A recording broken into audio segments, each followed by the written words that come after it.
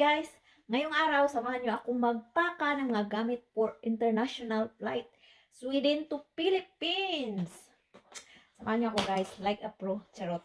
So yung una natin gagawin guys is susulat tayo ng list ng ipapaka para wala tayong makalimutan. Diba? Sulat muna tayo.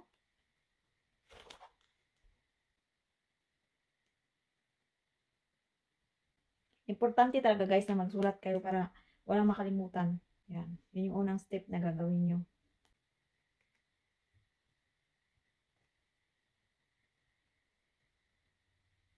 Pangalawang gagawin natin guys is i-check natin kung anong weather ng pupuntahan nating lugar. Dahil Pilipinas yung pupuntahan ko, so ang dadalhin kong mga damit is pang summer. Pero magdala din ako ng kunting pang winter, yung susuotin ko papunta at pabalik. Magdala ako ng isang pang winter na gamit. Ang susunod kong gawin guys is ihahanda ko yung mga damit na susuotin namin sa flight namin papuntang Pilipinas. Magandang gawin nyo yun guys para ready na at dire-diretso na yung pagpunta nyo. Wala nang magiging abala na mamili ka pa ng damit. Kailangan ihanda mo na. So ito yung hinahanda kong damit guys. So ito naman yung sa anak ko. Cotton siya.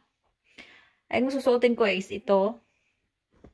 Black na pants, cotton lang din siya. Tapos, jacket.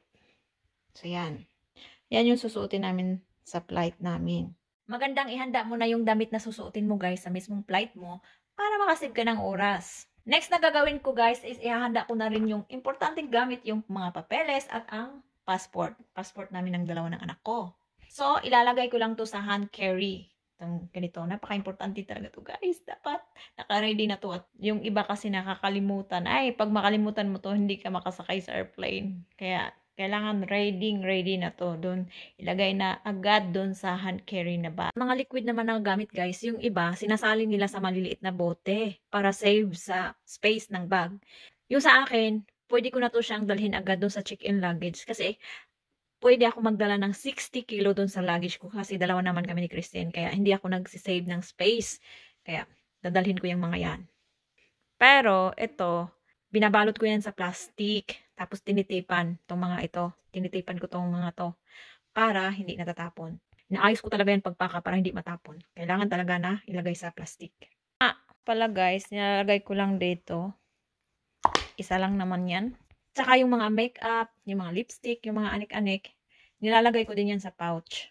Mga gadgets naman guys, is ilalagay ko din to sa hand carry. Kasi bawal to sa check-in luggage.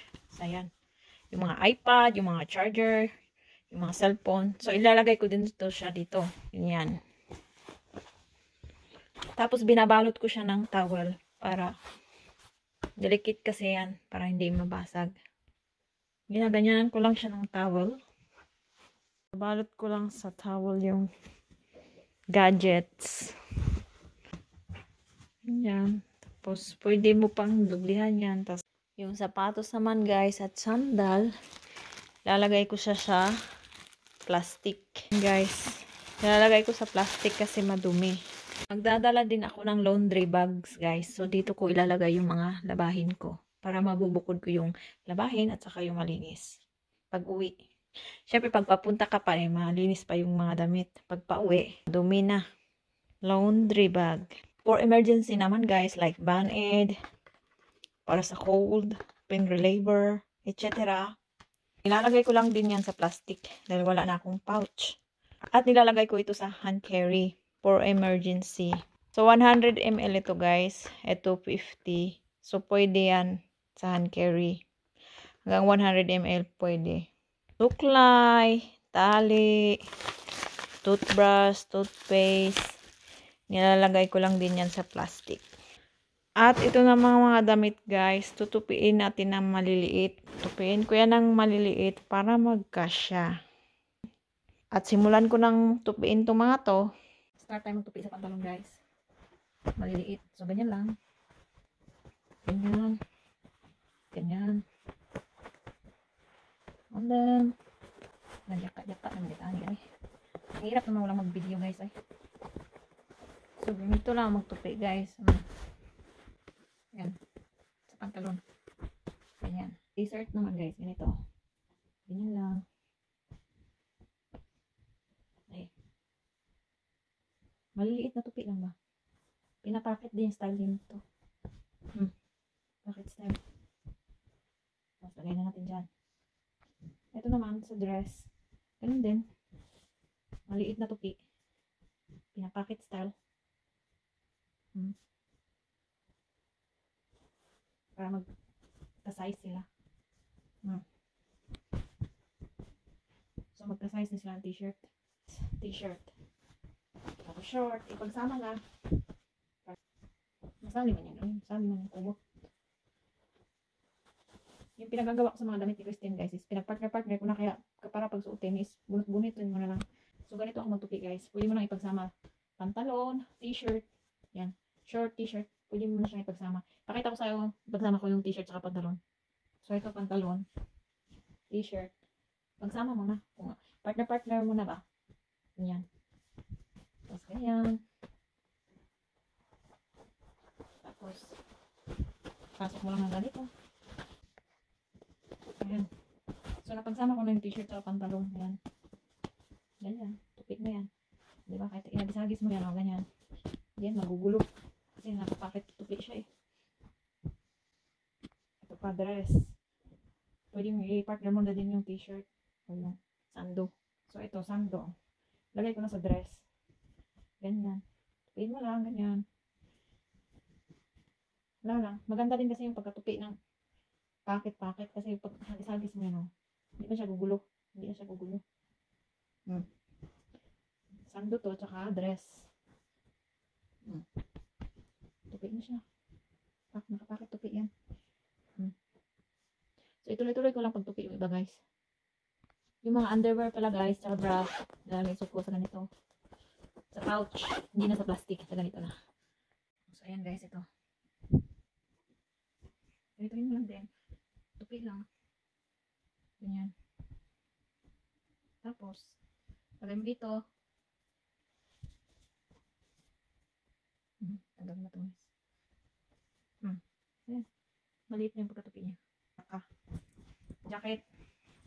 Gantuin mo lang. Ganun pa rin, oh. DNY, oh. Tapos yung dito, gantuin mo lang. Ayan. Tapos, ganyan. Tapos, pasok mo lang din. Ito na yung jacket, oh. Jacket. Jacket. Nalagay mo lang. Ito yung tupi. So, ito na yung mga natutupi. Guys, oh. Dress. Pantalon with t-shirt. Ito pa. T-shirt with short. Tapos, panglagay-lagay ko na lang ito, guys. Ito, pag natupi ko na. Panglagay-lagay ko na lang sa suitcase. Yan. So, ituloy-tuloy ko pa yung mga tupiin. Tupi natin, guys. Pantalon. Yan. Bakit natupi yan siya, guys. Tapos, ito shirt. Tapos, ito dress.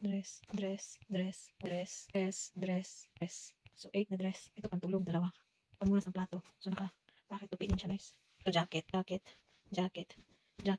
lang. T-shirt. Yan. T-shirt. Mga t-shirt. Ilan lang yan. Mga walo lang din yan. Ito, pants. Pang bahay. 2 lang. So, ito lang yung dadalhin ko, guys. Diba, kunti lang. Ito lang yung mga damit na dadalhin ko. Iba pa yung sa hand carry. Yan. In case na mabasa kami, may extra damit. Chocolate. Binalot ko na. Ito pa, isang chocolate.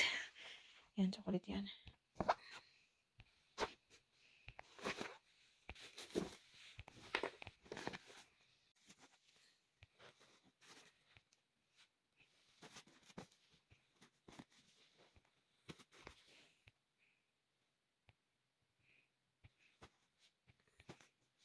Tela. Nakabalot ng karton. Then patungan.